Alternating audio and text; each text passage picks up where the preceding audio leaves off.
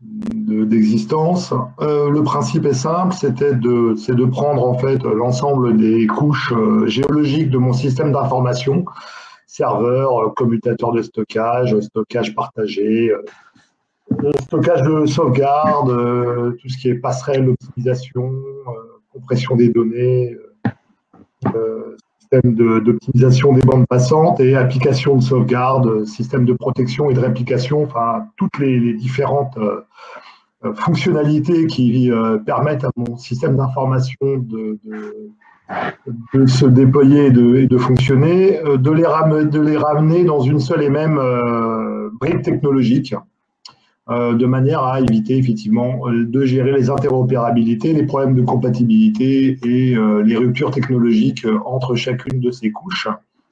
Donc forcément, quand on ramène tout sur une seule et même boîte, hein, en gros, hein, on a un serveur de virtualisation qui cumule en interne l'ensemble des fonctionnalités de stockage, de protection, de réplication, de compute et de mémorisation. Voilà. Et donc, et ça permet effectivement derrière de dégager un certain nombre d'avantages fonctionnels et d'exploitation. Donc, on a déjà une continuité logicielle, donc on a une interface unifiée qui permet effectivement de simplifier largement l'administration. Donc, on est devant un SI qui devient beaucoup plus intuitif et accessible à mes équipes, et donc me permet d'avoir des équipes beaucoup moins dispersées et pour les réorienter sur la couche applicative et sur les activités métiers de mon IT, hein, parce que l'infra, normalement, c'est pas votre métier. Deuxièmement, le fait d'avoir une seule brique technologique me permet effectivement d'avoir des workloads, ce qu'on appelle des workloads, donc des activités de mes systèmes beaucoup plus mobiles, beaucoup plus fluides, déplaçables, évolutifs, notamment dans la mise en œuvre de PRA, j'ai souplesse accrue et je lève un certain nombre de complexités qui donnent à mon système d'information une meilleure résilience. J'ai aussi, donc c'est dans la philosophie de l'hyperconvergence, c'est d'avoir une évolutivité horizontale. Alors ça veut dire, bon, on avait déjà une évolutivité verticale, c'était de rajouter des disques, de rajouter de la mémoire ou de rajouter dans du stockage ou dans des machines, ça on savait le faire. Mais ce qu'on ne savait pas faire, c'était d'avoir une évolutivité horizontale, c'est-à-dire de rajouter un nœud qui permet à la fois de rajouter du réseau, du stockage, de la mémoire, etc. Et donc d'avoir effectivement une approche beaucoup plus linéaire en fonction de mes besoins système, hein, parce on arrive rapidement, avant on arrivait souvent à avoir soit des stockages en silo qui n'étaient plus évolutifs, soit des machines saturées en mémoire et avec du stockage, avec trop de stockage. Ensuite, l'autre atout majeur qu'apporte l'hyperconvergence, c'est la capacité à adresser et à piloter de l'informatique déployée dans mes agences ou dans mes sites distants. Alors, ça peut être des sites de production, ça peut être des entrepôts. On a beaucoup de scénarios, nous, dans nos clients, de success stories sur, comme ça, l'informatisation de dizaines d'entrepôts avec la capacité de ramener en centrale, de piloter déjà depuis un QG central l'ensemble de ces sites, sans avoir besoin d'une petite main en local et de ramener les sauvegardes sur le site central, donc en se débarrassant de tout ce qui était manipulation de bandes ou de modules ou de stockage annexes pour la sauvegarde. Et rendre aussi l'informatique plus facile à gérer, voilà, donc de manière à redéployer le personnel technique sur les besoins métiers, quoi. Donc, l'objectif premier et terminal en fait de l'hyperconvergence, c'est toujours effectivement de vous libérer du temps et de lever toutes les complexités, quoi, qui vous plombent. Donc le marché de l'hyperconvergence, c'est un marché qui est clairement en croissance.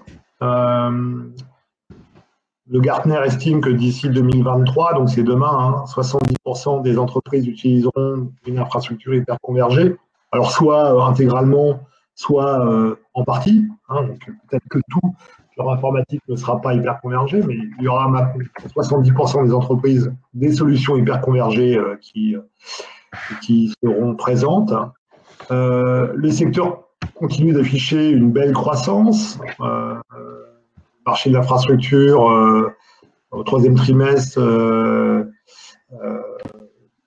en général, les marchés classiques hein, des infrastructures de référence ou des systèmes intégrés sont plutôt en reflux, alors que le marché de l'hyperconvergence continue, lui, une belle croissance à 2 chiffres avec 18,7%. On voit, hein, c'est la courbe rouge. Donc globalement, on voit bien que globalement, l'activité informatique se redéploie autour de systèmes hyper convergents. Donc c'est clairement la tendance du moment avec, bon, avec le cloud, etc. Mais donc si on raisonne vraiment en approche matérielle, c'est quand même la tendance lourde du marché. Au niveau du Gartner, donc on a quatre. Moi, par principe, je considère Dell EMC et VMware comme une seule et même entité, hein, puisque derrière, en fait, les marchés, le Gartner le sépare, mais globalement, Dell EMC déploie du vSAN, qui est du VMware, et puis VMware adresse du vSAN en direct, et Dell EMC, avec sa solution XRail va aussi en fait embarquer du vSAN. Donc globalement, c'est une solution VMware améliorée ou agrémentée de couches techniques supplémentaires, mais globalement, on est quand même sur une offre tronc commun. Donc on a un acteur qui est Dell EMC VMware, un acteur qui est Nutanix, un acteur qui est Cisco et un autre acteur qui est HPE. Alors Cisco, en France, on le voit très peu, donc je ne l'aborde pas trop dans ce slide, hein. Je le mets un peu de côté. Je pense que c'est un marché plus américain. En tout cas, en France, moi, les solutions Cisco, je ne les vois pas. Donc, on a en France globalement 3 grands acteurs. C'est Dell EMC, qui est VMware, donc qui est vraiment le leader avec 13% de croissance, qui lui permet de passer à 33% de part de marché. On a ensuite un second leader qui, Dell EMC et Nutanix sont clairement les deux acteurs majeurs hein, de l'hyperconvergence. Nutanix, par contre, lui peine un peu à consolider sa croissance. Donc, il est plutôt sur un tassement de ses parts de marché. Donc, il reflue. Structurellement, il reflue parce que les autres progressent à côté. Lui, il ne progresse pas. Donc, il est passé de 13,9 à 13,1 de parts de marché. Et on a un SimpliVity HPE qui, lui, décolle complètement avec une croissance faramineuse de 43%. Alors, il part de loin, donc forcément, il n'est pas super visible. Il est à 6% de part de marché, mais il est quand même passé de 4,5 à 6% en un an. Donc, c'est quand même une belle croissance. Voilà, bon, par contre, c'est sûr qu'il est loin de rattraper VMware. Voilà. Sur le front des OS hyperviseurs privilégiés, on a clairement VMware qui sort grand gagnant. Et on a ce qu'on appelle l'audace Nutanix, c'est-à-dire on avait l'Acropolis hein, de Nutanix, une sorte d'OS propriétaire en termes d'hyperviseurs, qui reflue. C'est une solution qui apparemment ne prend pas. Voilà. Donc on a ensuite, et puis on a les autres hyperviseurs qui sont KVM et Hyper-V, mais bon, clairement, l'hyperconvergence se stabilise et va se poser autour de VMware. Aujourd'hui, c'est clairement la plateforme la plus sélectionnée et privilégiée. Voilà.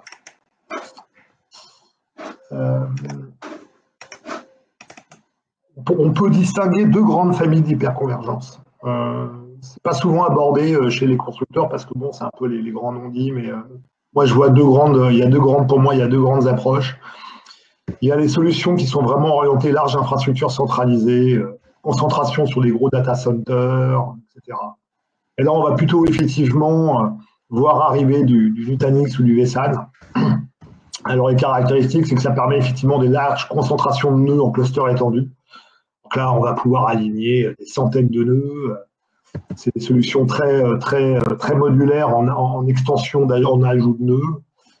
La cible, c'est plutôt les hébergeurs, les grandes entreprises, les services ou les applications providers, les gens qui ont des concentrations d'applicatifs SaaS qui veulent une infrastructure simple en dessous. L'atout, c'est des technologies qui sont orientées large stockage, distribuées en plusieurs nœuds, entre plusieurs nœuds. Donc, c'est des solutions qui sont vraiment intéressantes quand on a vraiment beaucoup de nœuds. En fait. Si on n'a pas beaucoup de nœuds, elles perdent de l'intérêt en termes de rendement, et même quand on a très peu de nœuds, c'est les limitations du produit. Quand on n'a que 2 nœuds, en fait, c'est des solutions qui ont une résilience réduite. Elles offrent une protection contre les pannes minimale, à peine satisfaisante à mes yeux. Et on a une autre approche qui sont des solutions plutôt orientées architecture distribuée ou PRA. Et là, c'est clairement SimpliVity HPE qui se distingue des autres. Là, la caractéristique de ce type de solution, c'est une grande fluidité et résilience de la donnée, donc la capacité à déplacer les données entre les sites, entre les nœuds, via des réplications optimisées, via des migrations optimisées, via des backups optimisés, etc. La cible, c'est typiquement les PME, les architectures, les entreprises qui ont beaucoup d'agences et qui nécessitent une micro-informatique dans les agences. Donc ce qu'on appelle les architectures en robot. On a aussi beaucoup de clients qui ont soit des sites de production moyens, soit des entrepôts. Par exemple, la grande distribution utilise beaucoup SimpliVity pour informatiser ses entrepôts. Par exemple, sur des scénarios où on a une informatique complètement centralisée, mais avec des liens super redondants via du SD-WAN, en fait, on s'aperçoit qu'on est moins cher en SimpliVity. Donc, en termes de coût, ça coûte moins cher de délaisser un peu l'informatique, le télécom, et d'avoir une informatique autonome et résiliente sur un entrepôt, que d'avoir un entrepôt non informatisant, mais qui est derrière va nécessiter des liens télécoms hyper redondants avec des systèmes d'optimisation des chemins et de redondance des chemins. On s'aperçoit en fait qu'on est moins cher en SimpliVity.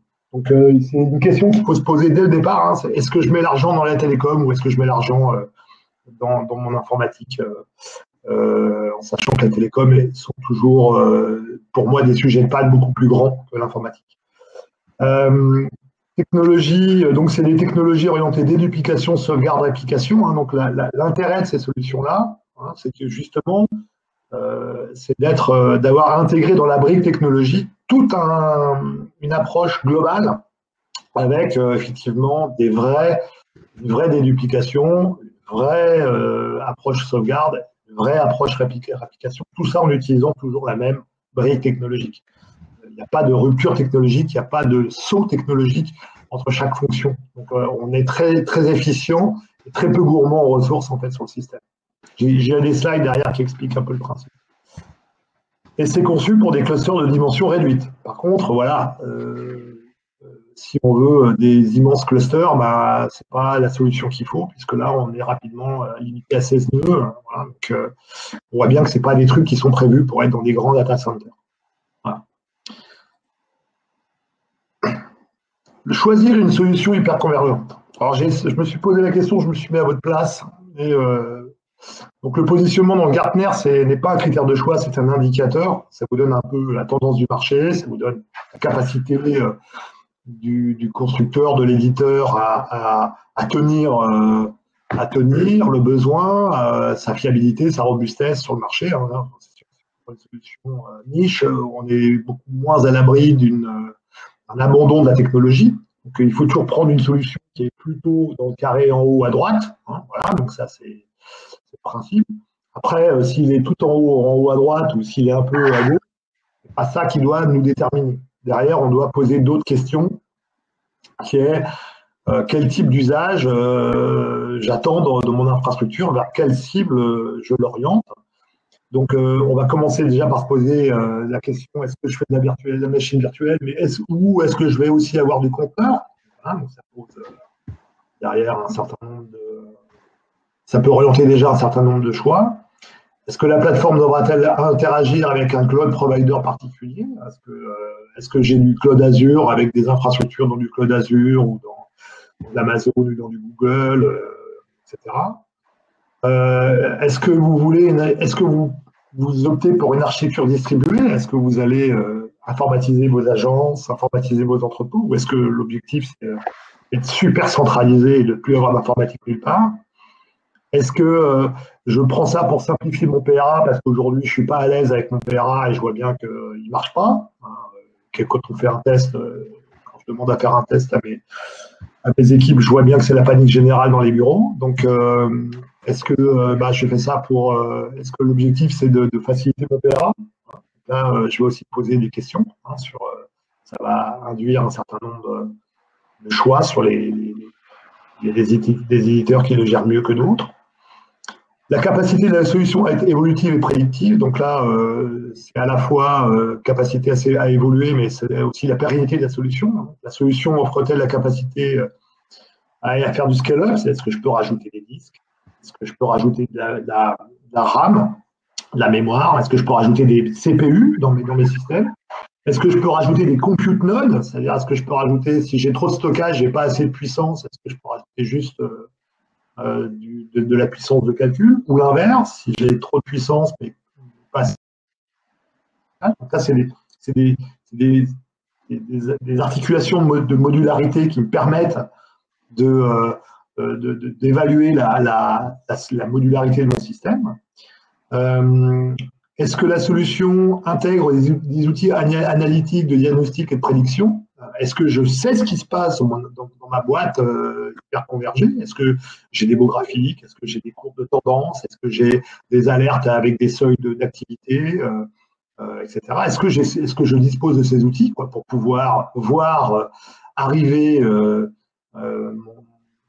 les besoins de demain, donc que je ne sois pas obligé d'acheter un nœud en panique une fois que j'ai saturé mon système?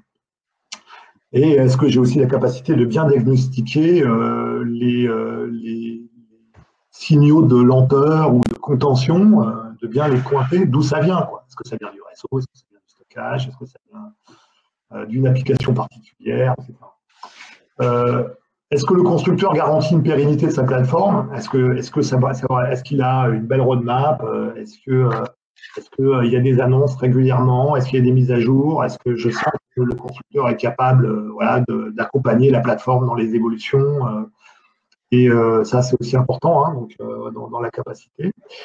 L'une des plus grandes variables à prendre en compte, pour moi, c'est quand même celle de la sauvegarde. C'est-à-dire que là-dessus, on voit que globalement, il y a une hyperconvergence qui sait traiter les aspects de la sauvegarde, de la réplication du PRA, et une hyperconvergence qui est obligée de faire appel à des solutions annexes pour pouvoir répondre à ses besoins. Et forcément, on sort d'une approche purement hyperconvergente. La résilience des données, leur récupération instantanée, leur application au travers de liens instables, faible débit, sont-ils des critères essentiels? C'est-à-dire que si vous êtes sur ces questions-là, il ne faut vraiment pas se tromper de solutions. Il y a des solutions qui savent les traiter et des solutions qui ne savent pas les traiter. Voilà. Attendez-vous une simplification des sauvegardes et leur intégration dans une gestion unifiée? Donc, est-ce que l'objectif, c'est aussi de dégager, parce qu'on sait que la sauvegarde est très chronophage, est-ce que l'objectif, c'est de dégager ces aspects-là? Avez-vous prévu de protéger vos sites ou agences distantes? Et le PRA est-il un élément déterminant du choix dans votre décision d'opter pour du HCI, de la hyperconvergente infrastructure? Remarque importante, une plateforme sont la manière dont le stockage dans l'environnement gère des tâches telles que la réplication, la déduplication, la redondance, la tolérance au PAN, le cryptage et la compression.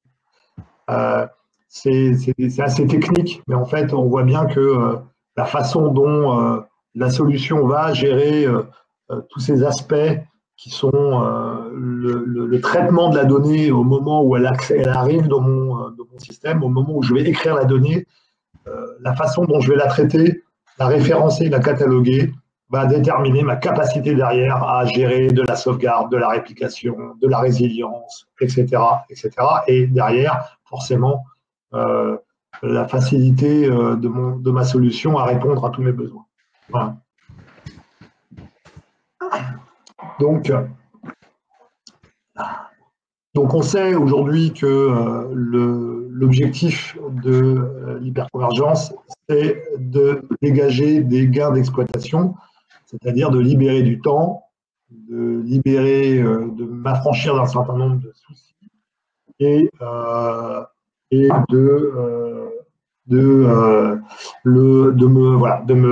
réorienter mes équipes sur les vrais besoins métiers, sur ce qu'ils ont vraiment besoin, c'est-à-dire les applications, les postes clients, etc. Donc, en s'épargnant une hétérogénéité des composants de mon infra IT, ça, je sais que le HCI sait le faire, mais ma solution doit aussi intégrer une sauvegarde optimisée, parce que je sais que c'est la sauvegarde qui consomme aussi beaucoup de temps en exploit.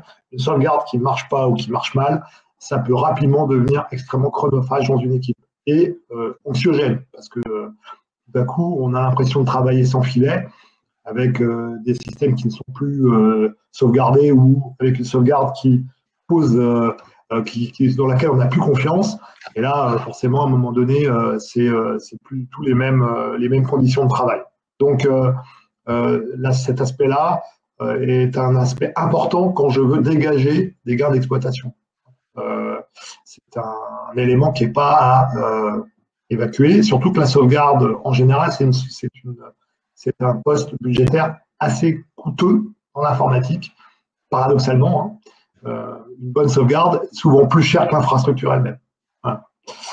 Donc la capacité de la solution HCI à garantir nativement un niveau de protection et de résilience satisfaisant est donc un élément important à prendre en compte dans la capacité à dégager du temps d'exploitation. C'est ce que je vais développer un peu ici. Donc, si on prend, là, je vais me concentrer un peu plus sur SimpliVity, puisque bon, c'est quand même un webinaire autour d'hyperconvergence et de nos solutions SimpliVity. On va comprendre la capacité de SimpliVity à incorporer tout un dispositif de sauvegarde, de vraiment répondre correctement à tous ces besoins de réplication, de sauvegarde, de résilience, etc. Il faut bien comprendre que la donnée est toujours traitée de la même manière quelle qu'elle soit. Les autres concurrents ont tendance à, selon que l'écriture soit aléatoire ou séquentielle, que le bloc soit gros ou petit, etc., à avoir une approche différente au niveau du traitement, de la compression, de la déduplication, avec des retraitements en post-process, etc., qui derrière handicapent toute la chaîne de la gestion de la donnée et du cycle de vie de la donnée dans la boîte, et qui entrave un certain nombre de fonctionnalités comme la capacité à gérer réellement des sauvegardes, à assurer des réplications instantanées, etc., et à faire de la restauration instantanée. SimpliVity, quelle que soit la donnée, elle va la traiter toujours de la même manière. Elle commence déjà par faire du scene provisioning, donc elle va effacer les zéros. Ensuite, elle va immédiatement faire de la inline déduplication, de la déduplication à la volée. Donc, si les segments, la séquence est déjà vue, et déjà été stockée, elle n'est pas retraitée, voilà, elle est juste cataloguée. Ensuite, si la séquence est nouvelle, elle est compressée systématiquement et cataloguée, et ce qui permet à la fin, effectivement, de réduire un certain nombre d'IO. J'ai beaucoup moins d'IO en fait sur mes disques que la plupart des systèmes classiques, puisque beaucoup d'IO sont en fait évités grâce à cette déduplication systématique. Alors, il s'agit d'un algorithme hyper optimisé. C'est tout le pari de SimpliVity au départ, c'est de se dire la déduplication, je la fais systématiquement, et la compression aussi. C'est le pari de SimpliVity. Voilà, c'est la grande différence avec les autres solutions. Et ce traitement-là permet effectivement derrière de déployer tout un éventail de services qu'on va retrouver dans la sauvegarde, puisque la sauvegarde va s'appuyer sur le catalogue généré initialement, Et donc, je ne gère plus dans mes sauvegardes que des catalogues de pointeurs avec des référencements de séquences. Donc, ma sauvegarde est instantanée. La réplication va continuer à utiliser le même catalogue et communiquer avec un nœud alternatif pour effectivement évaluer les pointeurs manquants en s'en envoyant que les CRC et derrière en transmettant que les séquences de blocs réellement requises. Et je vais retrouver ça ici exactement aussi dans ma résilience, puisque la grande différence de SimpliVity, c'est que SimpliVity intègre non seulement de la réplication entre nœuds, hein, donc on a ça chez tous les concurrents, donc tous les nœuds sont résilients les uns avec les autres, mais aussi une résilience disque. Moi, SimpliVity fait du RAID à l'intérieur des nœuds, ce qui fait que quand j'ai des pannes disques, quand j'ai un disque qui planche, je suis pas déjà en train d'utiliser les fonctions de redondance entre les nœuds.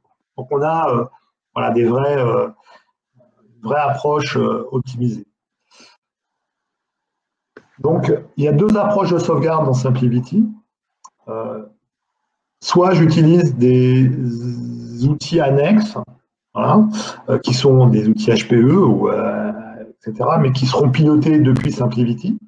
Donc, c'est toujours SimpliVity qui fait la sauvegarde. Donc, j'ai déjà mes deux premières copies, là, vous voyez, il y a 3 et 2, qui sont faites par les mécanismes de backup interne de SimpliVity, avec des politiques qui sont gérées par SimpliVity, et la capacité d'ajouter un nœud HP Store Once, sont des baies de déplication orientées sauvegarde, de manière à sortir la donnée de mon environnement SimpliVity.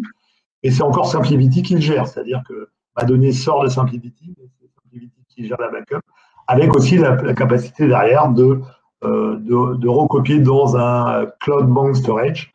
Là-dessus, notre ami Sébastien Ménard l'abordera aussi un peu dans ses slides. Je peux aussi, bien évidemment, cohabiter, on sait le faire, hein, comme tout le monde, avec des éditeurs. On est même très bon avec Vim. Voilà. SimpliVity travaille très bien avec Vim sur ce genre de truc. Donc, on peut aussi, bien évidemment, assurer un certain nombre d'externalisations et de sorties, notamment sur des bandes, en utilisant un éditeur tierce. Mais je ne suis pas obligé. Ça, c'est important de comprendre. Ça, c'est la première approche des sauvegardes externalisées SimpliVity. Il y a une deuxième qui est complètement intégrée, qui est une approche que nous, on a pas mal mis en œuvre, qui consiste en fait à avoir effectivement 2 nœuds sur un site. Alors, idéalement, les 2 nœuds peuvent être dans des salles séparées, c'est encore mieux. Donc, je vais avoir une première copie de sauvegarde. C'est toujours la règle des 3 copies de sauvegarde. Ça, c'est la règle minimale. Si on respecte cette règle, la backup est garantie. Voilà. On sait qu'on est dans une vraie backup. Si la règle n'est pas respectée, si je n'ai pas mes 3 copies, je ne suis pas dans un système de sauvegarde. Je rappelle que SimpliVity ne fait pas de snapshot. Il fait des sauvegardes. Voilà. Ça n'a rien à voir. Hein. Ce n'est pas des snapshots. C'est aussi rapide qu'un snapshot, sauf que derrière, au lieu d'avoir une dépendance entre les images, donc une sorte de chaînage en domino parent-enfant, chaque image est autonome. Chaque image est l'équivalent d'une foule. D'accord ? Donc, c'est pas du tout un snapshot. Je fais une sauvegarde sur le nœud sur lequel se trouve la VM. Immédiatement, cette sauvegarde est copiée sur le second nœud, quand j'ai que 2 nœuds, hein, sur le second nœud. Et ensuite, j'effectue une réplication externe sur un 3e nœud autonome qui est en général dans un autre site. Alors là, vous voyez, c'est un slide à l'américaine, hein, donc on est à Washington, Chicago. Enfin, on traverse tout le continent. Les Américains aiment bien ça. Mais par exemple, je sais que SimpliVity a été déployé par l'administration française pour couvrir tous les dom-toms. Donc en fait, ils ont déployé des SimpliVity à La Réunion, en Nouvelle-Calédonie, en Martinique, en Guadeloupe. Et tous ces systèmes se répliquaient sur un site à Paris, sur un ensemble de nœuds SimpliVity à Paris. Donc, ouais, on est quand même la capacité. On n'est vraiment pas dépendant des latences, des bandes passantes, de la qualité des lignes. C'est pas un problème. Voilà, c'est quelque chose que SimpliVity sait parfaitement gérer. Et donc, effectivement, À partir du moment où je réplique ma donnée sur un troisième nœud indépendant hors site, j'ai mes 3 copies de sauvegarde, donc j'ai une vraie politique de sauvegarde. Voilà. Et ce qui est très important de comprendre, c'est que la déduplication n'est pas, c'est pas un catalogue transversal. Chaque nœud gère son propre catalogue de déduplication. Donc il ne peut pas y avoir une corruption du catalogue global.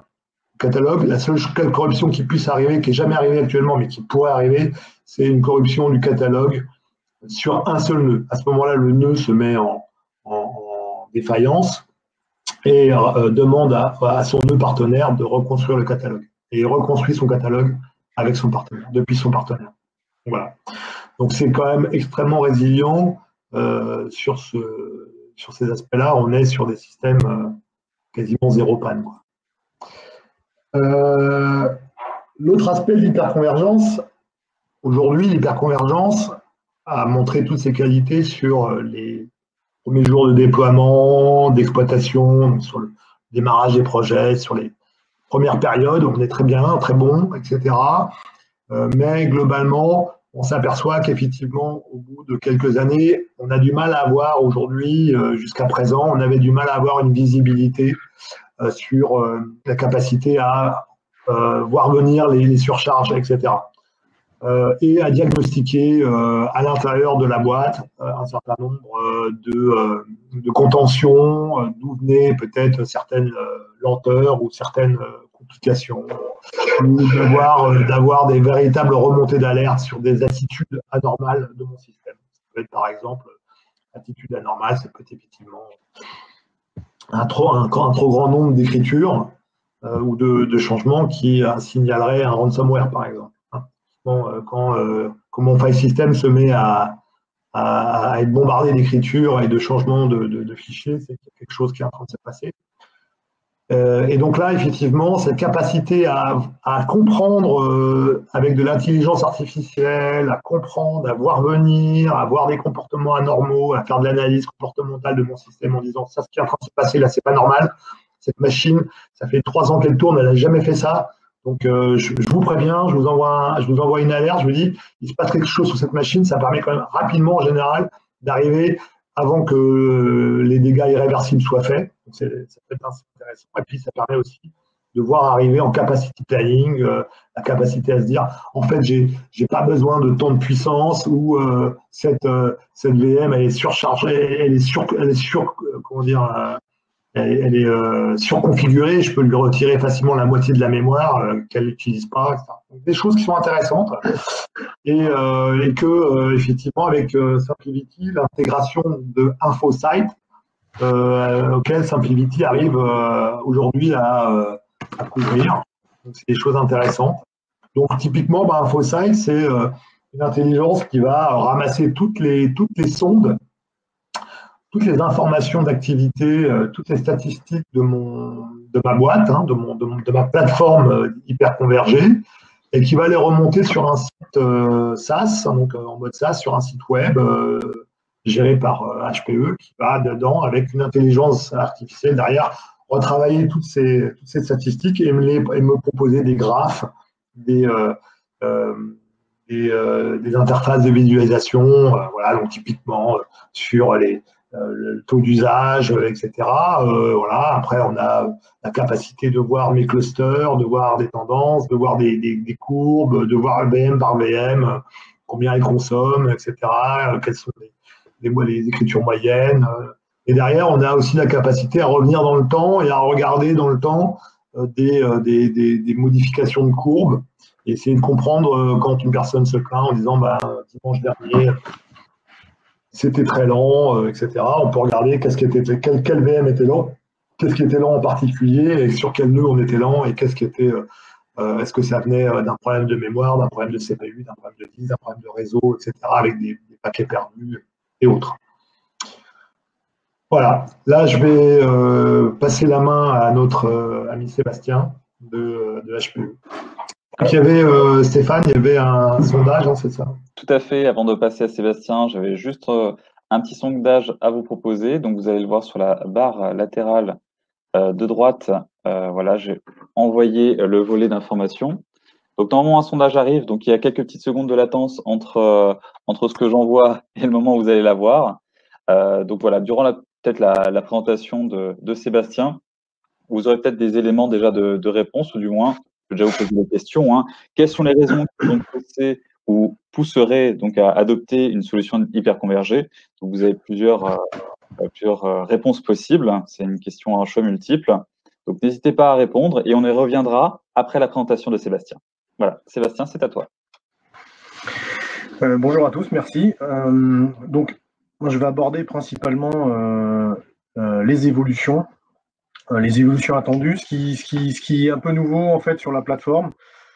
Depuis quelques temps, en fait, Intel a fait un refresh sur ses processeurs. Donc, on a intégré ce refresh dans nos différentes gammes. L'intérêt de ce refresh, c'est pour la plupart des processeurs, on va gagner en fréquence, on va gagner soit en fréquence, soit en nombre de cœurs, ou les deux des fois, pour un prix un peu plus réduit. On va dire que c'est une réponse d'Intel un peu au marché, puisque AMD revient en force sur le segment des processeurs. Donc Intel s'adapte aussi à la concurrence. On va avoir aussi la possibilité aussi d'avoir la nouvelle génération de processeurs AMD, les EPYC 2, dans notre gamme 325, qui était une gamme, pour rappel, une gamme monoprocesseur 1U en AMD, qui nous permet d'avoir une capacité de concentration de cœur assez intéressante, jusqu'à 64 cœurs pour l'instant. Voilà, on va pouvoir densifier tout ça dans un Note 325. Une autre nouveauté qui était attendue, historiquement sur nos gammes, on avait la possibilité de choisir deux gammes de disques. Une gamme Read Intensive qui permet de répondre à la plupart des workloads de virtualisation. Et une gamme Mixed Use qui, elle, permet une capacité à un plus grand nombre d'écritures. Donc, typiquement sur certains environnements, type base de données, ce genre de choses, où il y a beaucoup d'écritures, on avait cette capacité à mettre cette gamme de disques. Donc, elle arrive sur la nouvelle, sur la gamme qui va être la gamme principale, la 380G. On aura cette possibilité, effectivement, d'implémenter ce type de disque qui nous permet essentiellement, comme je vous le disais, d'avoir un taux d'écriture plus élevé. Typiquement, par exemple, sur nos certifications SAPANA, par exemple, SAP impose ce type de disque, puisqu'ils ont considéré que leur base de données avait besoin de beaucoup écrire. Donc, on a cette capacité maintenant de choisir la technologie de disque pour justement adresser les différents workloads de vos infras. Et puis on va annoncer aussi sur la fin de l'année un petit dernier en fait dans la gamme 380G. Donc on a déjà dans cette gamme-là, on a déjà des nodes avec 6 disques, 8 disques, 12 disques, 16 disques, et on va annoncer donc un 380G avec 24 disques. 24 disques, pour information, on va approcher les 30 Tera avant déduplication et avant compression. Donc, dans un souci toujours pareil, de densifier un petit peu l'infrastructure, on va pouvoir effectivement adresser une belle volumétrie, et puis avec effectivement les cascades refresh, pouvoir aussi adresser la partie CPU RAM de manière assez intéressante aussi. Ça, c'était sur la partie matérielle. Sur la partie logicielle, on avait une release qui était sortie en avril 2020. Malheureusement, avec les événements que nous vivons tous, la release suivante était prévue pour juillet, mais elle a été reportée plusieurs fois, puisque voilà, il y a un petit peu des soucis de tests, ce genre de choses aux États-Unis. Donc, elle est annoncée, la dernière date, c'est au mois de novembre. Donc, une nouvelle release côté SimpliVity. Cette release va embarquer aussi des améliorations côté matériel, donc la possibilité d'étendre le stockage sur la gamme G, donc passer, comme je vous ai dit, de 6 disques à 8 disques, ce genre de choses, la possibilité d'upgrader la partie stockage, indépendamment de la partie CPU RAM.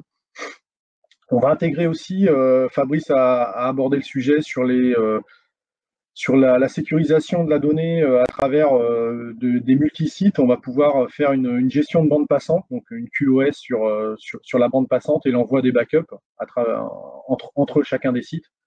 Donc c'est quelque chose d'assez intéressant. On va intégrer aussi une partie pour une intégration à l'environnement des conteneurs. Donc sur la partie Kubernetes, ça, c'est une première brique. Très clairement, c'est un focus sur la gamme SimpliVity, c'est de s'intégrer le mieux possible en fait à ces nouveaux usages qui vont sûrement arriver, qui sont déjà arrivés surtout dans les grosses entreprises, mais qui risquent d'arriver aussi sur un autre segment de marché, plutôt les entreprises de taille moyenne. Donc, on va s'intégrer à ça. Le support de vSphere 7, donc ça aussi c'était attendu. Jusqu'à présent, on avait notre arbitre, notre quorum en fait, qui était porté que sur Microsoft. Là, on va avoir la possibilité de le mettre sur du Linux. Et de la même manière, on va pouvoir faire de la restauration granulaire dans les VM sur Linux. Ça aussi, c'était un petit peu attendu. Ça faisait quelques temps qu'on le demandait.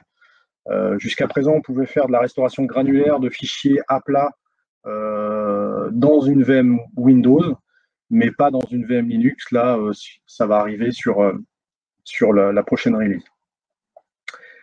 Et puis des améliorations autour d'InfoSight. Donc, comme l'a montré Fabrice, c'est quelque chose qui est très important dans le portfolio global de HPE, puisque InfoSight a pour but en fait de chapeauter toutes les solutions HPE et d'avoir une visibilité des usages de nos clients.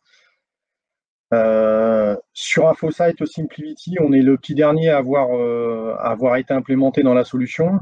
À partir de la prochaine release, on va mettre en relation tout le parc installé et retirer le meilleur de chaque infra et les expériences, qu'elles soient positives ou négatives, et pouvoir redescendre ça sur chacun de nos clients. Donc c'est la deuxième étape un petit peu dans InfoSight, l'implémentation.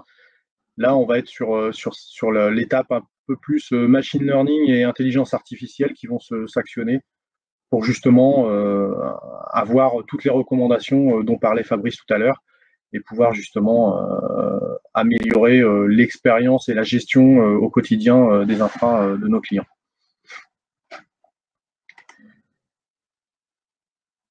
Hop là, le prochain. Alors, Fabrice a montré aussi sur son slide sur la partie backup. Donc jusqu'à présent, on avait implémenté sur les dernières releases la possibilité d'externaliser nos backups via le protocole Catalyst, qui est un protocole propriétaire sur les baies StoreOne, les baies de backup StoreOne. Donc là, en fait, on passe une étape supplémentaire. Avec la nouvelle release, on va pouvoir, de ces StoreOne, envoyer des jeux de backup et créer en fait un repository dans le cloud pour gérer une rétention plus longue ou plus long terme ou peut-être plus sécurisée aussi dans le cloud. Donc on passe une étape supplémentaire. Sur cette partie backup, juste une précision, on utilise le protocole Catalyst, qui est un protocole propriétaire à la StoreOne, qui est un protocole sécurisé au niveau intrusion, puisque globalement, pour faire assez simple, c'est un protocole qui s'ouvre et se ferme pendant les fenêtres de backup. On est loin du partage de fichiers qui pourrait être infecté par des virus ou des cryptolockers. Donc voilà, c'est quelque chose qui est assez sécurisé, qui permet de mettre bien de côté nos jeux de backup. Donc voilà, tout ça aussi pareil, autour de cette capacité StoreOne et SimpliVity. Tout ça a vocation à beaucoup évoluer puisque le but globalement, il va être de pouvoir proposer une solution de bout en bout et de sécuriser cette partie data et de s'approcher au maximum des best practices côté backup.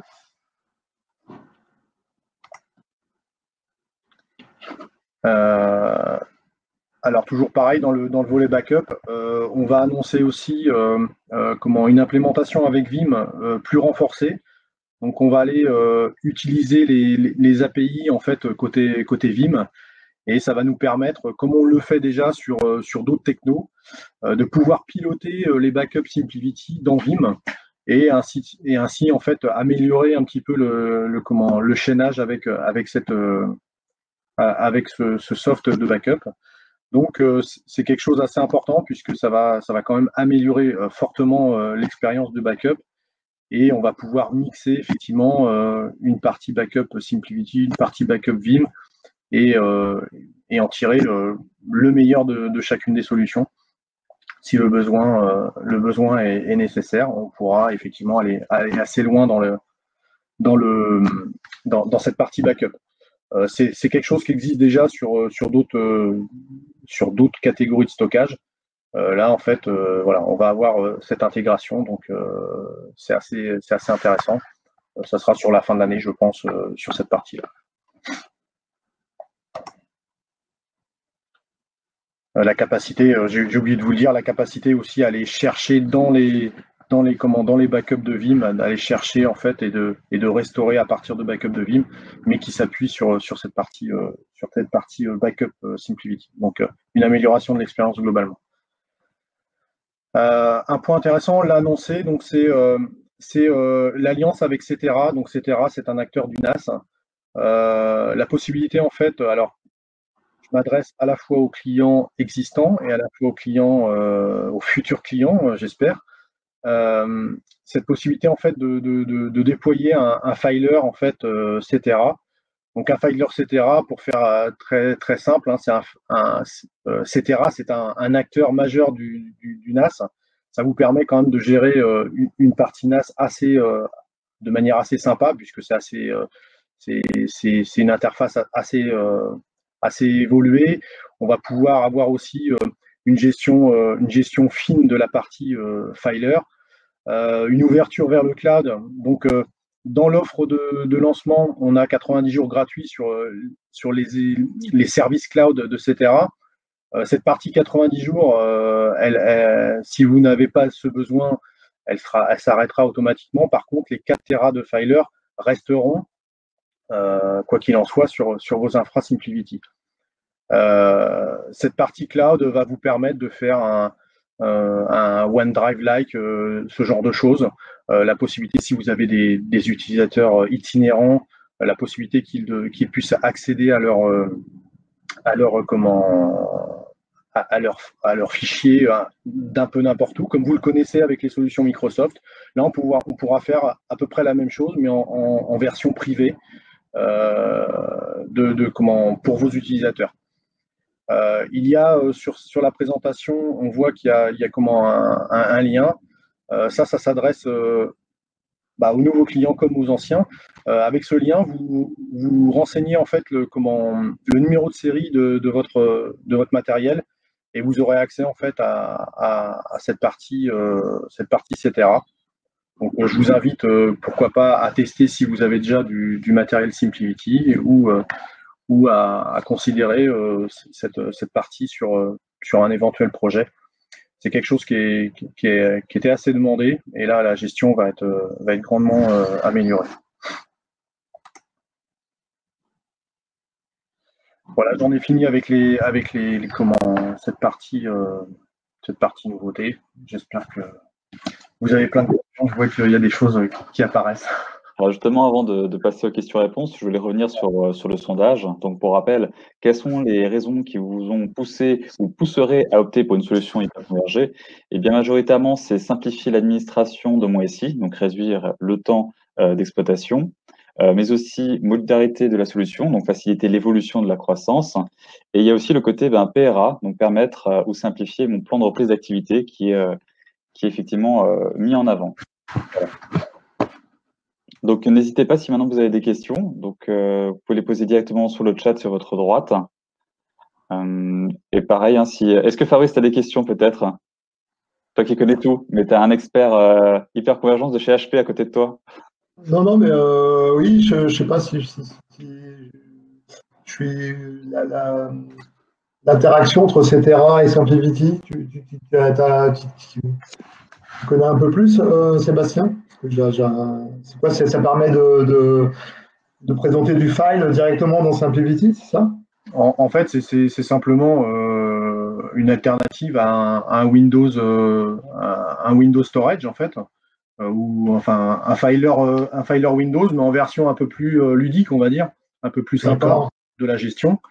Et puis avec les solutions cloud qui sont associées. Alors on en a besoin ou on n'en a pas besoin, mais ça permet par exemple sur des sites distants d'avoir par exemple des repositories tampons en fait sur des données qui sont demandées, ce genre de choses. Donc voilà, sur la gestion multisite, c'est assez intéressant, mais ça peut être aussi intéressant sur un simple filer, dans le sens où encore une fois, c'est quelque chose de un peu plus sympa à gérer. L'interface est assez sympa. Il y a pas mal de fonctionnalités avancées, les quotas, des restrictions d'accès, ce genre de choses. Tout ce qu'on connaît sur un filer classique, mais en version un peu plus friendly, on va dire, un peu plus sympa. Quoi qu'il en soit, l'AVM en question, Cetera, bénéficie de tous les mécanismes aussi de réplication, puisqu'elle est sur le SimpliVity, il n'y a pas de souci. Elle est elle aussi répliquée dans le système. Mais c'est une approche en fait, voilà, un peu plus évoluée qu'un simple serveur de fichiers Windows, quoi. D'accord. L'idée, elle est là, quoi. Très bien. Non, sinon, j'ai pas d'autres questions, sinon. Donc, côté chat, il n'y a pas eu non plus d'autres questions entre-temps. Donc, est-ce qu'on peut donner des informations? Où est-ce qu'on peut nous retrouver? N'hésitez pas à aller sur notre site ace-si.com. Sinon, de toute façon, on vous recontactera suite à ce webinaire. Si vous avez des questions, donc n'hésitez pas encore là sur le chat. Sinon, n'hésitez pas à aller sur notre site. Il nous reste encore 3 minutes. Si vous, messieurs, vous avez quelque chose à rajouter, une petite conclusion. Non, j'ai pas de truc particulier à dire. Non, bon, très bien. Voilà. Une fois on est dans les temps, c'est bien. Tout à fait. Sébastien, un petit mot de conclusion?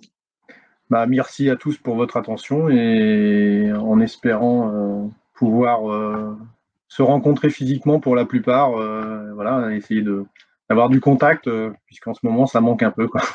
Voilà. Ouais. Exactement. Écoutez, je vous remercie à tous les deux pour votre intervention. Pour l'instant, il n'y a toujours pas d'autres questions, donc je pense qu'on va arrêter là. Donc encore merci à vous d'être venus pour cette présentation et merci à vous deux pour l'animation. Voilà. Merci. Merci beaucoup. Merci à tout le monde. Au revoir. Au revoir.